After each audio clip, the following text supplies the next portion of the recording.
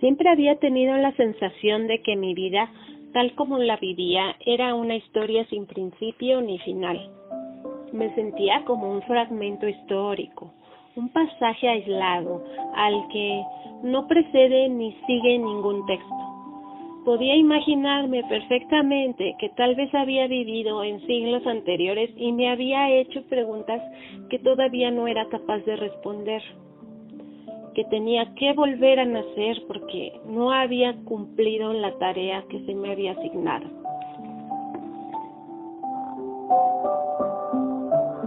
Elizabeth era una chica atractiva, alta y delgada, rubia de pelo largo y mirada triste.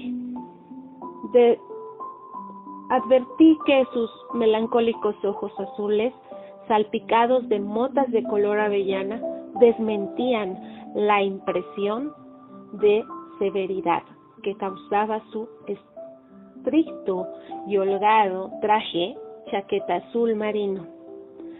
Elizabeth, tras haber leído uno de mis libros, Muchas vidas, muchos maestros, y identificarse en muchos aspectos con Catherine, la heroína del libro, sintió la necesidad de visitarme en busca de aliento.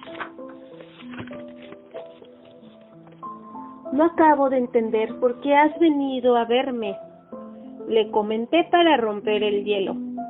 Había echado un vistazo a su historial.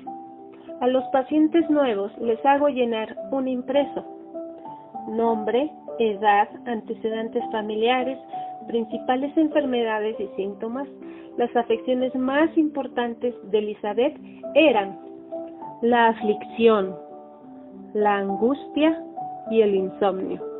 A medida que iba hablando, añadí mentalmente a su lista las relaciones personales. Mi vida es un caos, declaró. Su historia empezó a salir a borbotones, como si por fin se sintiera segura para hablar de estas cosas. La liberación de una presión encerrada en su interior era palpable. A pesar de lo dramática que era su vida y de la profundidad de las emociones que se ocultaba detrás de lo que decía, Elizabeth trató enseguida de restarle importancia.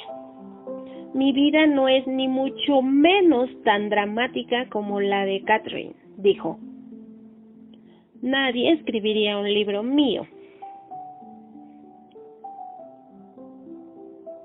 Nadie escribiría un libro sobre mi vida. Dramática o no, su historia seguía su curso. Elizabeth era una mujer de negocios que dirigía una floreciente empresa de contabilidad en Miami. Tenía 32 años y se había criado en Minnesota, en un ambiente rural, rodeada de animales, en una enorme granja, junto a sus padres y su hermano mayor.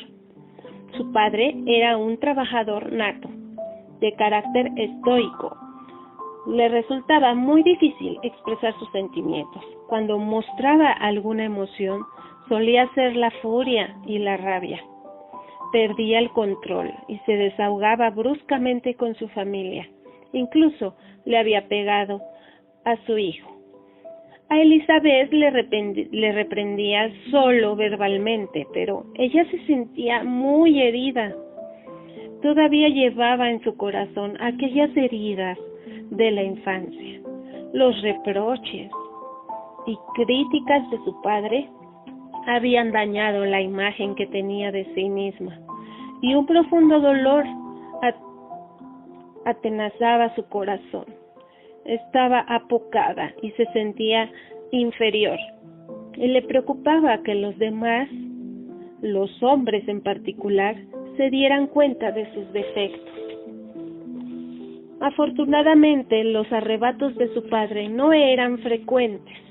Además, solía encerrarse en su caparazón con la frialdad y el estoicismo que caracterizaban su conducta y su personalidad.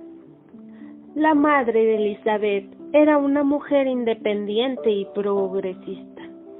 Fomentaba la confianza de Elizabeth en sí misma y al mismo tiempo la cuidaba con afecto.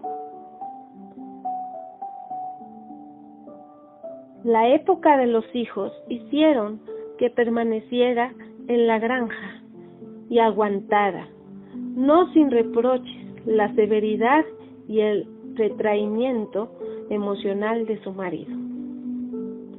Mi madre era una santa, continuó explicando Elizabeth.